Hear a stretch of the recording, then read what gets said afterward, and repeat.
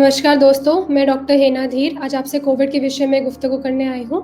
आज का हमारा टॉपिक ये रहेगा कि काफ़ी लोग हमारे पास डॉक्टरों के पास आते हैं, हमें बोलते हैं कि डॉक्टर साहब हमें लगा था कि हमें कोविड के सिम्पटम हैं और हमने व्हाट्सएप पे जो दवाइयों के नाम आते थे, हमने वो दवाइयाँ स्टार्ट कर दी हैं।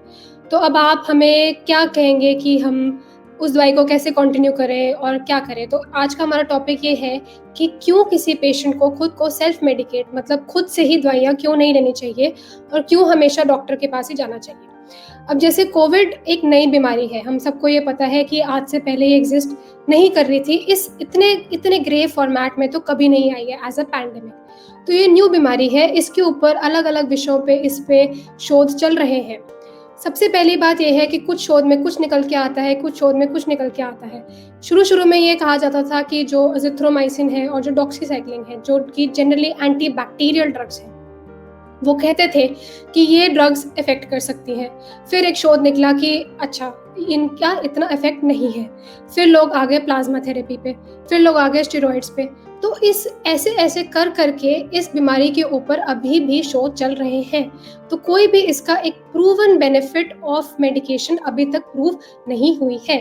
तो सबसे पहली बात लोगों को ये जाननी चाहिए कि आपको सेल्फ मेडिकेट नहीं करना है। कोविड अब होता कैसे है? अब जैसे अगर आपको डे 1 से लेके डे 5 तक इसका इंक्यूबेशन पीरियड रहता है। इंक्यूबेशन पीरियड का क्या मतलब हुआ? इंक्यूबेशन पीरियड का मतलब हुआ कि जब तक डे 1 जब आपने वायरस अपनी बॉडी में एंटर करवा लिया, कहीं से भी, चाहे वो आप किसी पार्टी में गए या फिर आपको कहीं बाहर होने से हो गया, किसी भी फॉर्म में। आजकल तो ये एरोसोल के फॉर्म में एग्ज़िस्ट करता है। एरोसोल मतलब ये हवा में हर जगह है। जैसे ओमनीपोटेंट, ओमनीप्रेज़ेंट, वैसे ये वायरस अब ये बन चुका है। फर्स्ट वेव में ये वायरस इतना खतरनाक नहीं था, आजकल ये पूरी जगह फैल चुका है। तो आपको सबसे पहले तो मास्क लगा के जाना है, कहीं भी अगर आपको घर से बाहर निकलना है तो। दूसरी बात ये, अब वायरस आपकी बॉडी में एंटर कर गया है। अब फर्स्ट डे से लेके 5th डे तक आपको कोई सिम्पटम नहीं होंगे और इस पीरियड को हम बोलते हैं incubation period of the virus. ये होता है वायरस की प्रोलिफरेशन का पीरियड। प्रोलिफरेशन का मतलब कि वायरस आपकी बॉडी में बहुत जल्दी, बहुत अधिक नंबर में इंक्रीज़ कर रहा है। इस फेज़ में अगर आप अपने आप को सेल्फ मेडिकेट करना शुरू कर देते हैं, जैसे लोग कहते हैं कि हमें सिम्पटम हुआ और हमने स्टेरॉइड शुरू कर दिए। ये कंप्लीटली कॉन्ट्राडिक्टरी है। अगर आप ये सोचते हैं कि अगर आप स्टेरॉइड शुरू कर दें तो आप जल्दी ठीक हो सकते हैं।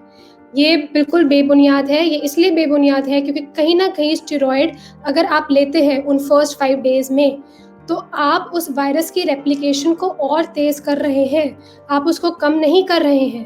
तो आप इस भ्रम में मत पड़िए कि मैंने अगर शुरू कर दी अपने आप ही कोई भी मेडिसिन, तो मैं उस चीज़ से अपने आप को बचाव कर रहा हूँ। बिना डॉक्टर की गाइडेंस के आप कोई भी मेडिसिन कृपा करके ना शुरू करें। दूसरी बात, एज़ अ डॉक्टर हम ये कहते हैं कि जब वो 5th डे पे हमें सिम्पटम आने शुरू होते हैं, जब वायरस का वायरीमिया फ़ेज़ कम हो जाता है, जब वायरस का वायरीमिया कर्व कम होना शुरू होता है, तब हम जाके बॉडी में हम स्टेरॉइड शुरू करते हैं। स्टेरॉइड जो होता है, कहीं न कहीं आपके इम्यून सिस्टम को भी सप्रेस करता है। तो जितने भी डायबिटिक लोग हैं, जो हाइपरटेंशन के लोग हैं या ऐसे लोग हैं जिनकी इम्यूनिटी कम है किसी भी कारणवश, जो पहले ही स्टेरॉइड पे थे, जैसे कोई रूमेटॉइड आर्थराइटिस के पेशेंट हैं या फिर किसी भी इन्फ्लेमेटरी डिसऑर्डर के पेशेंट हैं, कोई कैंसर पेशेंट है, कोई एचआईवी पेशेंट है, उन लोगों को तो खास ध्यान रखना चाहिए कि आप बेबुनियाद लेवल पे स्टेरॉइड का इस्तेमाल ना करें। दूसरी बात ये, जैसे कि मैंने आपको कहा कि हम एज़ अ डॉक्टर 5th या 6th डे के आसपास हम स्टेरॉइड को स्टार्ट करते हैं। स्टेरॉइड भी आपकी इम्यूनिटी सप्रेस करती है और स्टेरॉइड एक तरफा डायबिटोजेनिक भी है। इसका क्या मतलब हुआ कि स्टेरॉइड लेने से आपकी बॉडी में शुगर लेवल्स भी बढ़ते हैं, ग्लूकोज लेवल बढ़ता है। तो हो सकता है कि अगर आप डायबिटिक हैं, जैसे अगर आपकी शुगर 250 रहती थी, तो आपने स्टेरॉइड स्टार्ट किया और आपकी शुगर 350 हो गई। या फिर अगर आप प्री डायबिटोजेनिक है कि अगर आपको डायबिटीज़ अभी फुली डेवलप नहीं हुई है, जिसको हम ओवर्ट डायबिटीज़ कहते हैं, अगर उस केस में आपने स्टेरॉइड शुरू कर दिया, तो हो सकता है कि आपको फ्रैंक डायबिटीज़ हो जाए। फ्रैंक डायबिटीज़ मतलब कि आपको एक्चुअली आपकी बॉडी में डायबिटीज़ वाली कंडीशन बन जाए। तो कृपया करके अपने आप को सेल्फ मेडिकेट ना करें, एक अच्छे डॉक्टर की सलाह लें, डॉक्टर के कहने पर ही स्टेरॉइड या फिर दूसरी कोई जो भी मेडिसिन डॉक्टर आपको प्रिस्क्राइब कर रहा है आपके सिम्पटम्स के अकॉर्डिंगली, आप तभी उनको यूज़ करें। जनरली हमारा ट्रीटमेंट प्रोटोकॉल ये रहता है कि हम पेशेंट को 5th डे से स्टेरॉइड पे डालते हैं, उसके बाद हम एंटीकोएगुलेंट्स पे डालते हैं। ऐसा क्यों? एंटीकोएगुलेंट्स क्या होते हैं? एंटीकोएगुलेंट्स वो ड्रग्स होती हैं जो हमारी बॉडी में क्लॉटिंग फैक्टर्स को प्रिवेंट करती है क्लॉट बनाने से, क्योंकि इस बीमारी में देखा गया है कि main reason of mortality, main reason of death जो है वो है क्लॉट फॉर्मेशन।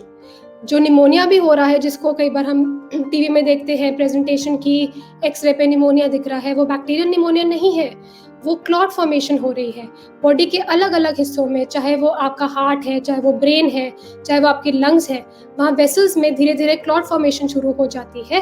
तो उसको प्रिवेंट करने के लिए हम पेशेंट को एंटीकोगुलेंट्स पे भी डालते हैं।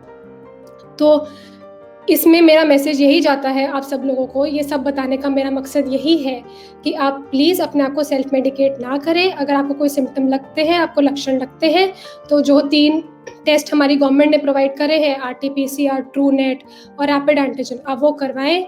और अगर आपको फिर भी सिम्टम लग रहे हैं, तो इसका ये मतलब हो सकता है कि आपको इन्फेक्शन है और वो टेस्ट फॉल्स नेगेटिव है। तो उस केस में भी आप अपने डॉक्टर की सलाह लें और अपनी एप्रोप्रिएट मेडिकेशन को स्टार्ट करें। धन्यवाद।